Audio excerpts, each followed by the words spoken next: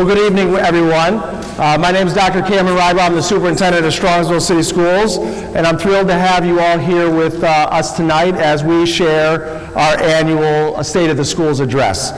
But as we begin, I just want to share a couple thank yous, a couple welcomes to some special guests that are here with us that really come together to help make this school district what it is, and as we move forward to be successful for our kids and for our community. So I'm thrilled to introduce and work with and collaborate our Board of Education, Board President Richard Micko, Vice President Laura Hausum, and our board members Michelle Bissell and Seth Roberts, who's able to be here tonight. So please stand and be recognized for the work that you do to lead our district.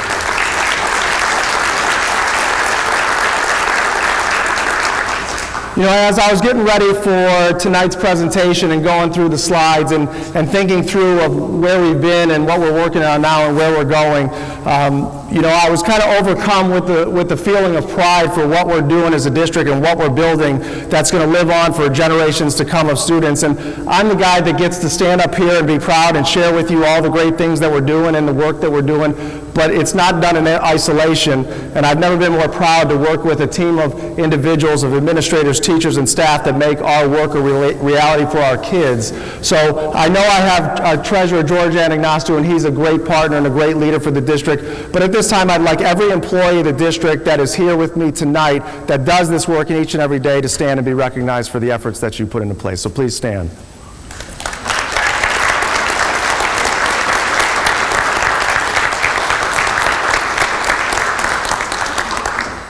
And you know, we talk about what a great city Strongsville is to live in, to work in, and it's not just because of the school district, it's because of that great partnership in the great city that's led by our great mayor, Mayor Persiak, our leaders of our safety services, Chief Fender and Chief Draves that are here, and we're also joined by council members Kelly Kosick and Jim Kaminsky that were able to be here tonight. So please, our city leaders, please stand and be recognized for the work that you do.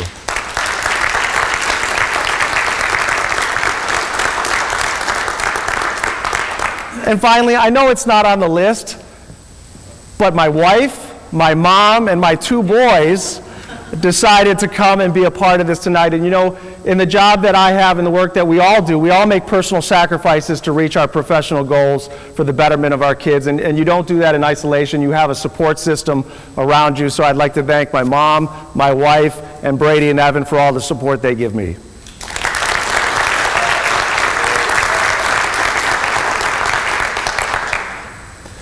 And so as we look at what we're going to do tonight, we always start with that destination. And 5 years ago when I became superintendent, we talked about where we wanted to go in our Strong Schools 2020 plan about being a district of innovation and excellence. And one of the things that we set as a benchmark was by the year 2020, this year that we're in right now, that we would be a premier district not only in the region, but in the state. And when we talk about ranking, sometimes we think about test scores and performance index and report card grades, and that's all important. But I think what we're building here is a district of excellence and innovation and a premier district that goes beyond just the content, that goes beyond just the state report card.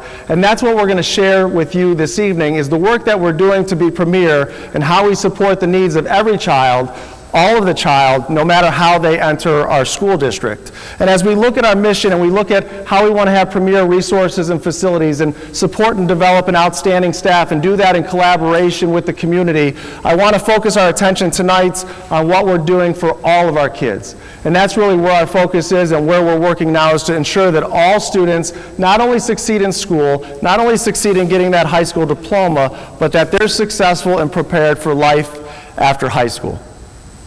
Before we begin with the official presentation, I'd be remiss if I did not mention the difficulty and the tragedy that our school endured this weekend, as one of our 8th grade students, Dylan, passed away. And so as we go on with tonight and as we go on in the days and weeks to come, I'd like to thank Adam Marino, our middle school principal, and Tina Peters and Jamie Bailey for their leadership, the support of our entire middle school staff, and all of those teachers and staff and community members that have lended a shoulder to lean on and supported us through this difficult time. And most importantly, I ask that you keep Dylan and his family in your thoughts as we move forward and honor their memory.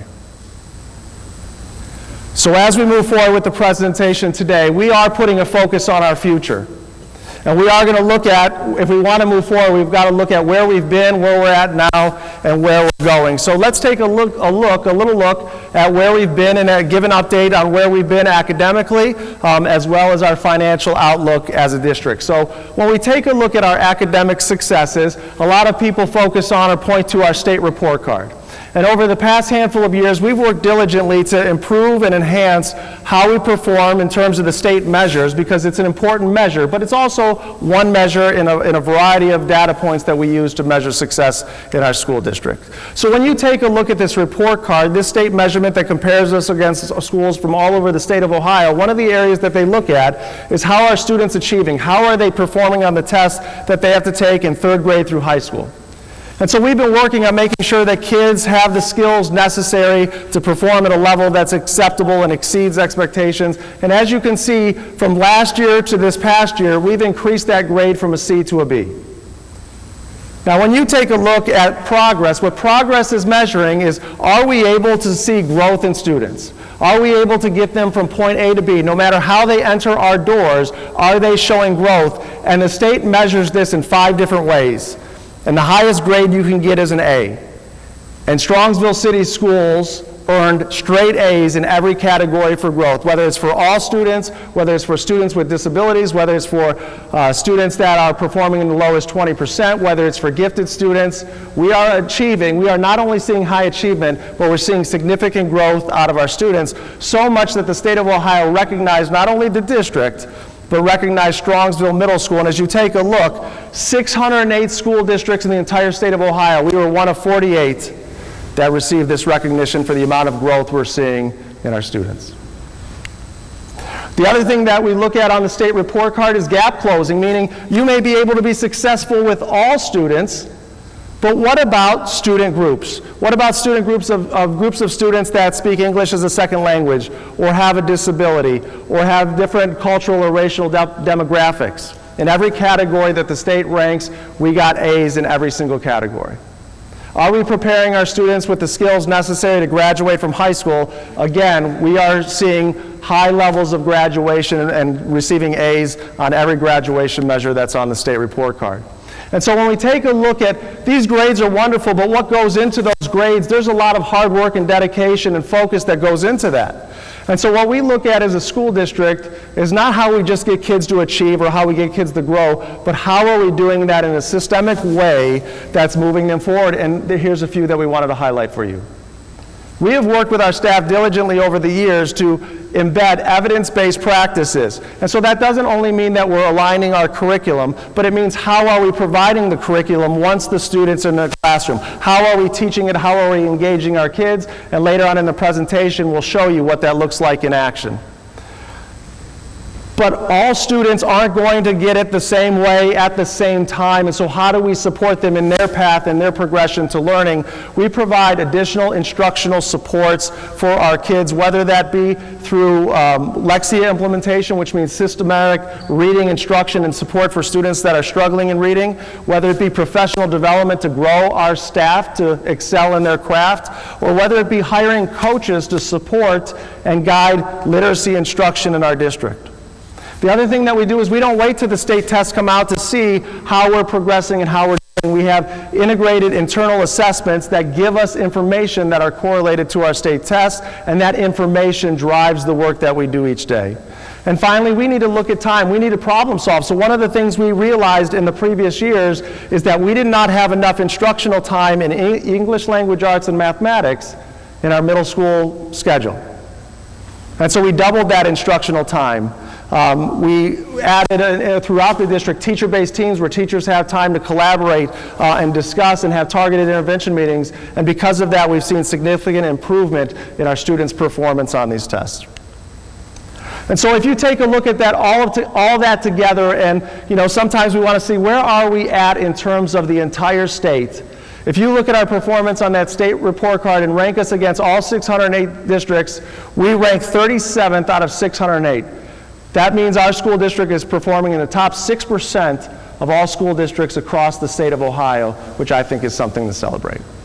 And so as we take a look at our state report card, and I typically don't read a lot during these presentations, but I think these are important things to highlight, is that the report card is one aspect of what we do. It's one aspect of what we measure, and it's what people like to publicize, but there's so much more. When we take a look at academics, we have 2 national merit finalists and 4 commended students for this year. Jessica Frenchick's here, who was a great component for leading our DECA program in the past and is a great support now, but we have 84 students that qualified for the upcoming state competition. We have 25 advanced placement courses at the high school. Over 554 students took those tests, and 70% of them scored 3 or better, earning college credit while they were still in our district. And as always, our kids earn above average SAT and ACT scores and are well prepared for whatever the next path in their life may be. When we take a look at our arts, how about our phenomenal chamber strings out there? That's just one example of whether it's visual arts, whether it's music. Our kids just came back from competitions and received excellent and superior ratings in everything that they did. And when we take a look at our athletic accomplishments, we can go on and talk about our outstanding athletes, but we have 2 that we want to highlight. Kirsten Eppley, who was just recognized as the High School Athlete of the Year for her prowess in volleyball and softball. And Shelby Salee, as you see pictured there for soccer, she was just recently recognized as an All-American. Now, not only is that a small group of athletes to be recognized as an All-American, but she is the 15th girls varsity soccer player in our program to be ranked as an All-American. For those of you that don't know those numbers, that is not common to have that level of athleticism and a program that builds superior athletes like our girls soccer program. And so we're proud of what we're accomplishing in academics, athletics, and arts outside of the state report card. In terms of where we're at financially, last year when I gave this presentation, it was in February, it was after we were on the November ballot, and these were the results that we saw. Our community spoke loud and clear that they were not at that time in support of the levy, and this was our financial reality in the past, that we were going to begin deficit spending, and in just a few short years, the district was going to be out of money, which meant we needed to proactively make significant reductions to programs, people, resources, and services. But we didn't go back and redo the same playbook again. We met and collaborated with our community. We shared with you, we talked with you, we learned from you, and because of that work, in just a few short months later, we turned that around by over almost 18% to get the support of the community. And because of that support from the community and that generous support, our financial future is bright. And if you take a look at that middle line of deficit spending, besides one year in 2024, based on our October forecast, our deficit spending has been all but eliminated. Our cash balance is in solid foundation for years to come, and will fulfill our promise to carry this on through the 2026-27 school year with a healthy cash balance. And so once again, it doesn't ever get old to say thank you to our community for believing in us, thank you for supporting us, and thank you for giving the resources that allows us to provide the type of education that you expect and our kids deserve. And so one of the things that we want to assure our community is we don't just sit back and say, hey, we've got this levy, we're in a sound financial place, that we're going to stop or reduce the work that we've done to be financially prudent with the tax dollars that you bless us with. So some of the things that we've worked on, a few years ago, George and I and our former board president, we traveled to Chicago and we met with Moody's, who's a financial rating group, and we presented to them our financial outlook for the future. And so these numbers may not mean a whole lot to you, but they improved our financial rating from a AA3 to a AA2. That means we were more attractive to investors, and we went out and refinanced our bond. Just like you may go and refinance your house for a lesser rate, we refinanced a portion of that bond that we passed in 2012, and what that means is that we are going to reduce the principal that we have to pay on that bond by $2 million, and what that means for you. Thank you, Mayor.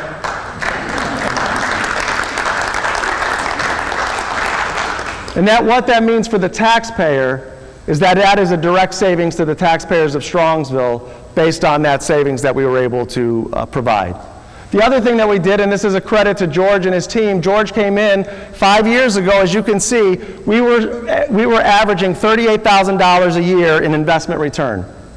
Based on his work and his investment strategy, he has now bumped that up to about an annual return on investments to over $700,000. So just by changing how we invest our funds, we are seeing an annual increase in revenue based on investments of almost $700,000 a year. We talk about health care. We switched to a self-insured health care plan a few years ago. If we wouldn't have shifted and switched, we would be spending $1.8 million more than we are now.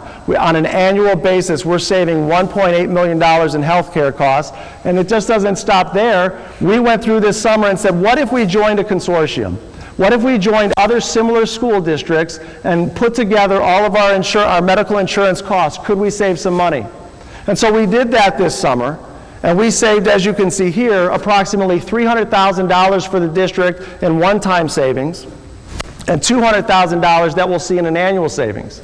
And this doesn't even include a recent change that we did with prescription drug costs that's going to save an additional $100,000 a year in taxpayer dollars for prescription costs because of the work that we're doing to save in the area of insurance. And so one of the things, and I share this a lot because it's worth repeating, is that, we can get up here and say, George does a phenomenal job. We have a strong financial footing. But what it's nice to see is the recognition from national groups and local groups. So as you can see, George and his team, for the 4th consecutive year, have received the Meritorious Budget Award. For 3 consecutive years, they've gotten the Certificate of Excellence in Financial Reporting and the Certificate of Achievement in Financial Reporting, and we're just waiting on the 4th year to be recognized. And this last one is very special, I know, to George and the district. The Auditor Award with Distinction. Only 4% of all government agencies in Ohio get that, and we're one of those places because of George and his team's hard work. So please join in recognizing his department's work.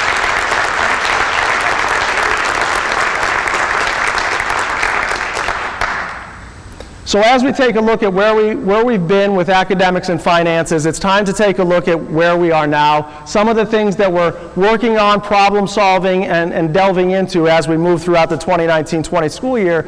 And really the focus for this is how are we supporting all kids beyond the content? And so what I want to start with is how are we caring for our kids? One of the things that we're seeing in our school district is a significant increase in the diversity of our students. And we welcome that and we embrace that, whether it's diversity in religious beliefs, racial, cultural, demographics, whether it be socioeconomic status. We have a diverse group of students that we are working to meet their needs. And as you look at some of the statistics up here of the 5,500 students, of those we have 261 students that are learning English as a second language. Of that, 34 different languages are spoken in our schools. Some students that speak no English. And so our work is to how do we support those, and how do we support students that maybe a traditional school is not for them. And that's why a few years ago we created various online platforms where we have a number of our students attending Strongsville City Schools, whether at home or in school or as a hybrid through an online platform. We have almost 1,000 students who are delivered gifted services every day, 715 learners who require special education supports and services, whether that be in our district or at other facilities, and we have nearly 1,000 students that qualify for free and reduced lunch. So as we look for the evolution of Strongsville City Schools and the changing diversity in our school district, we have a question that we need to ask is how do we support and meet the needs of our students moving forward? So I don't have an answer, but we have questions. And the questions we're asking is, what is it like for a student to move into Strongsville City Schools? Because what we hear from our students is, sometimes can be very challenging to be a new student, especially when you're a middle schooler and a high schooler. Do our students that come from various religious, ethnic, cultural, racial backgrounds, do they have the same experience as other students? And so to answer these questions, not in isolation, but in collaboration with the community, we've started a diversity council. And that diversity council is going to start meeting next week to start answering those questions, to start posing other questions to ensure that we are evolving to meet the needs of the students that we have in our schools today. The other aspect of what we're looking at is how do we provide guidance and support for our students in whatever their needs may be. Now, one of the things you may have read is that the governor in his recent budget gave schools what he calls student wellness dollars. And those wellness dollars, they're not tax dollars from Strongsville, they're money outside of that they've said, we want you to provide services and supports for students where you think that they need it most. And so some of the work that we're doing to utilize those dollars in our district, some of it's already in place internally and some of it we're working on. First of all, it's important to know that we have guidance counselors throughout our entire district. We have 3 elementary guidance counselors, 3 middle school, and 5 high school. And those guidance counselors not only provide individual counseling, support and help, whether it be academic, mental health, or social emotional, but they provide group counseling services. They provide whole class counseling services. So one of the questions we have to ask ourselves is, do we have enough counselors to support the needs of our students that are in our schools today? They provide a curriculum, as we said, through those various platforms, and they integrate not only our guidance counselors, but we're working with our teachers to integrate social emotional learning. What does that mean? That means how do we regulate our emotions? How do we set goals? How do we build relationships? How do we have empathy? That's the work that we're doing so that we can support the needs of all of our kids, however they enter our doors. We also partner with our community. So we have a program in our elementary schools that's called Kids Hope. Kids Hope works with local churches that bring mentors in to help support kids that need mentoring. And a few weeks ago when I met with our faith-based leaders in the community, we talked about how we can expand that so every child has a caring adult in their life, whether it's at home or whether it's at school. What we're also looking at is parent education. We are seeing a significant increase in the mental health needs of our students in the buildings. And so how can we provide resources and support through a parent education series in our district? We have in our district clinical counseling. So we have our guidance counselors, as we talked about, but what we also did is we partnered with a local counseling firm that could provide clinical counseling to students that need it in our school district. So parents don't have to worry about how do I get my child to the appointment. It's just like if you would go to counseling services. It goes through insurance, it works through, and a student could get their support during their school day rather than outside of the school day. So we're able to provide mental health supports for our students based on the skill set of our guidance counselors and at a higher level with our clinical counselors that are in our buildings. The other thing that we're working on is wraparound services. We are going to be hiring a social worker for our school district to be a bridge for not only what we can do internally, but how we provide wraparound services and supports to our parents and families that need that support in home so that our students can be successful in school. And when you put all of that together, we believe that we are providing the needs and the supports and the resources necessary to ensure that we have a healthy, well-rounded child that can find success in his or her life.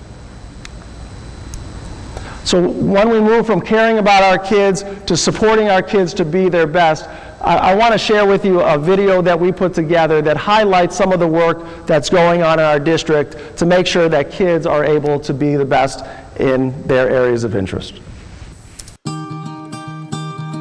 In order to keep our kids competitive, we provide many opportunities that go beyond just classroom content. Enhancing literacy instruction. We're focusing on the Model Mustang.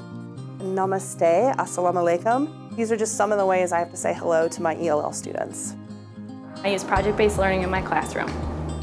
Focusing on social emotional learning. I'm a registered behavioral therapist at Chapman Elementary. Universal design for learning. And co-teaching. As literacy coaches, our job is to work alongside teachers in order to provide students with evidence-based, strong literacy instruction so they can be capable and confident readers and writers. We're currently focusing on phonemic awareness, which are sounds, and how those sounds sound in words, and also phonics, connecting letters to sounds. We then are going to move on to those higher levels of comprehension, like vocabulary, building background knowledge, and focusing on specific reading comprehension strategies, which will allow them to comprehend text in deeper, more meaningful ways. The Model Mustang is a set of 5 foundational skills which we, in the Strongsville schools, try to incorporate into our everyday lives in and out of the classroom. These competencies are innovative, resilient, collaborative, global, and empowered. Here at Whitney Elementary, we are initiating a new program called Family Groups. The idea is to build collaborativeness among our students, where we have multi-age students in a family group with a caring adult, and the kids will also be getting to know other students to build a collaborative nature among students in our building. It used to be that our students who were the children of immigrants came in and they were mostly in elementary schools, but now we're seeing them in tremendous numbers at the high school. So we're trying to bring them up to speed for things like end of course exams, but we're also trying to just assimilate them to the English language so that they can start to come out of the shell of silence. We use an assessment for summarizing everything that happened in the chapter. The students were allowed to write a picture to visually show that they knew what was happening. And this is just an example of how to show what they know rather than writing, which is difficult for many of these students. Project-based learning is teaching through kind of extended installations of a student-driven project. So the kids are doing a project over a long course of time, collaborating within small groups, doing social learning, inquiry learning, so they're investigating and responding.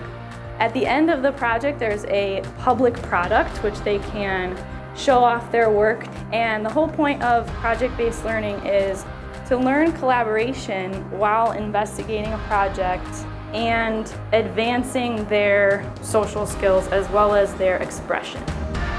The social emotional skills we're working on at Sarar are working on regulating our emotions by using the zones of regulation. We're working on morning meetings to address greeting other peers and working well with others, and building resilient learners by teaching them a growth mindset. As a registered behavioral therapist, or RBT, I've been trained in the principles of applied behavioral analysis.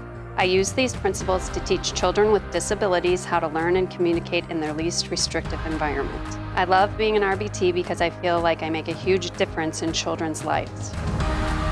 Universal design for learning in our district is meeting all the needs of the students. Meeting their needs could be such things as flexible seating, different learning styles, whether they're visual learners, kinesthetic learners, tactile learners, and also we allow students to have a choice in their learning. We find that students have a choice in their learning, they buy into their learning more often. So something that we've tried this year are giving like choice boards and things like that, so students are able to choose kind of what path they're taking to their learning. This really worked out well with co-teaching, and it really supports the universal design for learning by supporting all the students' needs. So since there are 2 of us in the class, it's easy to kind of monitor what students are doing, different things, and kind of what works well for them. Our school district and our coaches and teachers believe that the work we're doing right now is tremendously valuable for our students and our community. We want to make sure that our students feel that they're confident, capable, successful readers and writers are not only able to access the text in front of them, but also the world that awaits them beyond the classroom. We in Strongsville schools strive to instill these 5 competencies in our students from preschool to high school. Our goal is that if you see a Mustang in the community, you'll know it. Our ultimate goal is to provide focused lessons for these students, to give them guided instruction, collaborative learning, and ultimately to get them to be able to be independent readers, writers, and speakers in English. Project-based learning is really important to our kids because it gives them social skills that they can use into college and in the workplace. They collaborate and work together over a course of time on a huge project that at the end they are incredibly proud of. I think it's wonderful how Strongsville City Schools trains RBTs. Applied behavioral analysis makes a difference in how children learn. UDL in the classroom is so important. It really allows students to have choice and buy into their learning. In the classroom, we have co-teaching, so it's 2 adults in the classroom who are here to support all learners. Building social emotional learning skills for our students in our district helps build strong leaders, efficient team members, and helps them prepare for challenges they may face in the classroom and for the rest of their lives. We're proud of our Strongsville teachers and staff who offer valuable support in many ways for our students, which provides a pathway of success for all kids.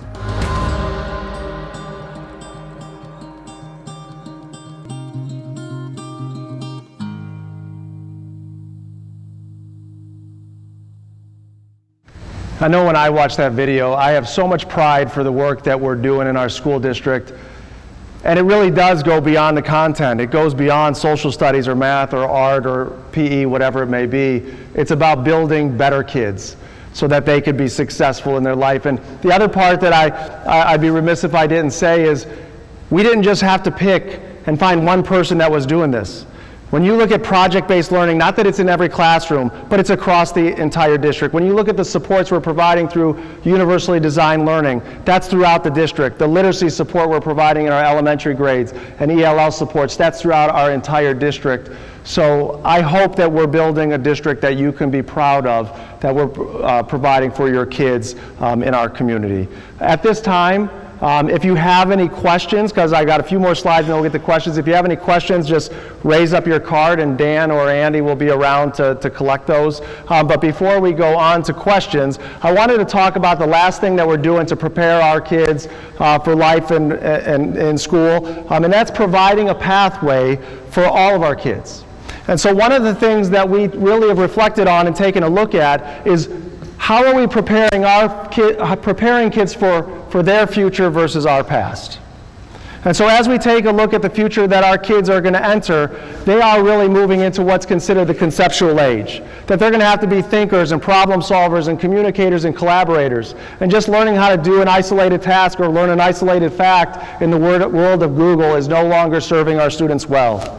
And if you take a look at this graph, and what this graph is showing is job growth in the last 15 or so years, is the difference between tasks and work that requires routine, repetitive tasks or rote tasks versus non-routine work. And so as you can see where job growth is, we have to prepare our students with the skills necessary to be successful in the world that they're going to enter that has ambiguity, that needs innovators, that needs creative people to problem solve the problems that we'll have in the next century. And so as we take a look at that, what does that mean for a school district? That means that we still have to provide rigorous and great depth of content. But we also have to develop the skills within our students that they could be successful no matter what the content is, no matter what the job is. And so as we heard in the video about the model Mustang, we've come together as a district and said, from our preschool, from our 3-year-olds all the way up to our 18, 19-year-olds, what skills do we value and feel that they need to have success in life? And so we talked about how do we build students that are innovative, that are resilient, that are collaborative, that have that global perspective and are empowered to set a path in their life. And so what this looks like in practice in our school district is not just a poster on the wall, but embodied in what we do on a daily basis in our work. And so every building across the district has selected 2 of these that they're going to focus on. They're going to really get into the depth to say, what does it mean to be a collaborative learner? And one of the things that's come out of this work that's been truly remarkable is our adults said, if we want kids to be resilient, what does resiliency look like for me as an adult? And how do I model resiliency and collaboration and empowerment in a global perspective and resiliency so that I can model that and help my students develop that?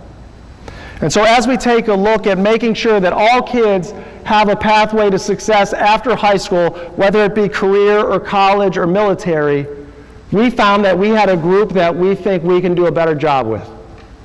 We have a group of students that are at the high school that are not on the college path, that are not taking advantage of the Polaris offerings and career tech offerings. And so we're dressing them up with all of these skills, and they have nowhere to go to find a job that's going to have them earn a sustainable and independent living wage. So this is the work that we're doing right now. We're right in the middle of it, where for this first year, our current sophomore class, for those students that qualify, we are going to be meeting with them, inviting them to be a part of this program, and once selected, they will start to develop their career interests. And then this group will move together, and then in their junior year, they will go through internal and external experiences, develop the skills necessary. So when you take a look at it, and we don't do this in isolation just as school folks, we have business community partners that sit on a committee that give us guidance and feedback. And you know what the number one skill they say our kids need? They need to be able to communicate verbally and in writing. You know what the research says is the number one skill that kids are lacking when they leave high school today? The ability to effectively communicate in person, verbally, orally, or in writing. And so as we take a look at the work, we're developing a communications course for all of our kids and this cohort of students to build those skills. And then we're looking at building a course that's going to provide field experiences. So by the end of our junior year, our students have taken those 3 global career interests and hone those into specific pathways that they may see what success may look like after high school for them. And then as we go to the senior year, how do we bridge beyond just the classroom and partner with mentors that are in the business of interest to give field experiences, to give real world experiences so that our students may not only have the skills, but may have a job ready for them once they get that high school diploma. So we're really excited about this work. We're really excited about what this means for our students and feel that this is going to address a need that we have in our district to make sure that we're developing all of our kids no matter the pathway that they choose. At this time, Dan or Andy, are there any questions that anybody has?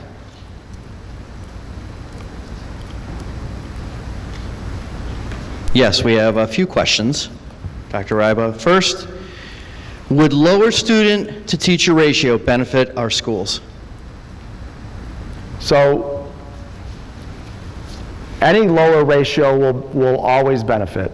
You know, you could take a look at the educational research on teacher to student ratio, but the idea, if I can put more teachers in a classroom, is that going to benefit them like we had that co-teaching example? Absolutely. If I lower class sizes, is that going to give the teacher better ability to have individualized attention with the students? Absolutely. And so what we look at as a district is what is in the best interest of our students academically and what is financially responsible and sustainable to our taxpayers. And so what we look at in terms of our elementary schools, in K to 3, we have a class guideline of 25 students. In 4 to 5, we have a class guideline of 30 students. So what we look at is how do we best provide those ratios? How do we provide that financial support for staffing? How do we have the space in our elementary schools? And that's how we address the elementary. At the middle school, if you look at the class sizes, I know we have some encore classes that may be a little different, but our class sizes at the middle school are really good. I was in a 7th grade class the other day, science class, that had 21 students in it.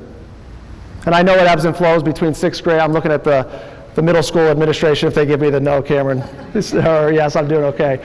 But you know, we have good classes sizes there. And at the high school, it's all based on interest of what the students have selected. And we do have class minimums at the high school for sections that will run, and we do have class maximums. But it is that balance between what's in the best interest of the students academically and what we can financially support and sustain. Okay, next question. As far as social emotional learning, have we considered having more recess and meal times?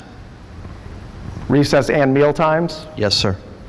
We haven't considered having more recess or meal times for students in terms of the social emotional work that we're doing. Our focus right now for the social emotional development of our students is how can we integrate that into the work that we do into our classrooms. That does relate to how we develop the skills and supports for how our students interact, how they play, how they work with each other in those less structured situations. But at this time, we're not looking to bring increased lunchtime or recess time to any of the levels of our school district. Time for another question. Okay.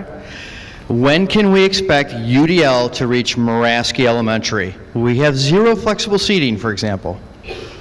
So UDL is a lot of components. It's not one thing. Flexible seating is an aspect of universally designed learning. So in terms of when it will reach Muraski, it is alive and well at Muraski in terms of how we create experiences for students to access the curriculum and learning. So one of those aspects in terms of flexible seating, as a district, we have not purchased flexible seating. Flexible seating has come from grant dollars. So, and I can't remember if Moraski has any. Mike, do you know, does Moraski have any flexible seating that you're aware of? We do, yeah. So there is flexible seating in some aspects of the classrooms. Grant dollars are available through our Education Foundation, through our PTAs, through various avenues. But in terms of UDL, it's a large topic in terms of how we give access, how we engage learners, how we allow them to demonstrate their learning in a product, and that is something that we see throughout our classrooms in the district. Okay, last question for the evening. Is project-based learning being done in the elementary level? If so, where? So what we did in terms of project-based learning is we trained a cohort of 25 teachers this past summer. And so that cohort of teachers is throughout the district. Aaron, do you have specific elementaries that we have project-based learning in? We have it in all the buildings starting in 3rd grade. So we have project-based learning in all of the buildings starting in 3rd grade, but that may be only one teacher or a couple of teachers in the building. And so what we're doing, if you look at project-based learning, it's something that you look at, and when you do the training, that we want the teacher to learn and develop one project to implement in the year and then grow that. So one of the things Aaron Green, our curriculum director, did just this past week was meet with that first cohort, look at the work and what they've learned through that first project, and how are we going to grow that next year. What we're doing this summer is we're bringing in another cohort of 25 or so teachers to be trained again. So when we take a look at PBL, it's not something where it's such an intensive training that it's not something we can put our 400 teachers in an auditorium like this and give them PD in one day and expect that it's going to be successful. It is small groups of teachers that we are training and developing that will grow that throughout, but every elementary school has at least a teacher or two that have been trained and implemented it this year. Thank you, Andy. So, as we prepare for the future and where we're going and building a bright future for all of our kids, what we want to do is take a look at is where our focus is. And as we take a look at this, what we started to do is develop our next strategic plan. So as I shared with you, our Strong Skills 2020 plan is ending. And this is part of whether you're here because you got an email, whether you're here because I sent you a letter, this is where we need to partner for what is Strongsville City Schools going to look like in the next 3 to 5 years. So what focus means is what do we expect out of our school district in terms of their facilities, specifically in terms of technology and safety and buildings and grounds. When we look at opportunities, what type of coursework do we want to have? Extracurriculars, clubs, activities, and athletics. In curriculum, what kind of course pathways do we want to have, whether it be honors, advanced placement, counseling, gifted or special education services, as well as career technical education and technology. When we think about opportunities we want to see in our district over the next 3 to 5 years, what student-centered instruction, for universally designed learning, well, how does that student-centered instruction look? What teaching practices do we want to see in our classrooms, and how are we assessing to making sure that our students are achieving and growing? And what does success look like, whether that be financially, community partnerships, or the future for our students? And so as we take a look about where we're going and we're transitioning to the 2020 plan, to our focus plan, we need your feedback. So this is what we're going to do in the second half of our State of the Schools today. So I ask that you have a choice, right? You have a choice that maybe you leave, maybe you stay. Please, yeah, some of you don't have a choice. But others of you do, and I encourage you to stay and be a part of it. Because as I've said over and over again, this is your school district. These are your kids, and we're just blessed to be here and provide what I believe to be a premier educational experience for them. But if you want to have your voice heard, if you want to share in building what the next 3 to 5 years look like, please stay. So here's what it's going to look like when you exit those doors. You will see 5 groups of tables set up. Please find a seat. The table you sit at does not matter. You will stay in that seat for the next 40 or so minutes that we spend together. We will have a facilitator and a co-facilitator come to each of your tables and ask you some questions. Where do you think we're at currently with our facilities? What do you want to see in terms of our safety, our technology, our buildings and grounds in the next 3 to 5 years? And then after about 10 minutes, our facilitators will get up and they will move to a different spot. So by the end of this experience, you will have the opportunity to give us, wrong way. You will have opportunity to give us feedback on every one of these aspects of the plan. Make sense? I hope so. And I thank you for taking the time and being here tonight and partnering with us. And I thank you for taking the time to be with us in our groups in the Commons. So at this time, if we can all please get up and exit and go to our tables and continue our work. Thank you.